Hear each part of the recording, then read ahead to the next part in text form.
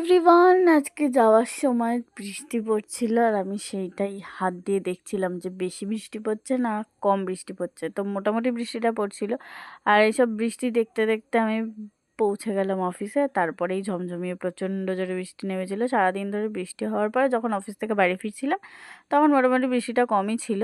আর রথতলায় তো মোটামুটি রথ সাজানো শুরু হয়ে গেছে, কারণ কালকে উল্টো রথ, আবার জগন্নাথদেব নিজের বাড়ি ফিরে যাবে। তো সেই জন্য এখনও ওখানে বেশ ভালোই অনুষ্ঠান হচ্ছে, সেটাই দেখতে দেখতে আসছিলাম। আর তারপরে বাড়িতে এসে কিছু কাজকর্ম করতে বসেছিলাম, আর সেটাই হচ্ছে এটার রূপ। তো এটা হচ্ছে যে জগন্নাথ বলরামের পাগড়ি, আর সেগুলো বানিয়েছি কারণ কালকে উল্টো রথে পরাবো বলে। সেগুলো তো তোমাদের সাথে শেয়ার করব পরানোর পরেই।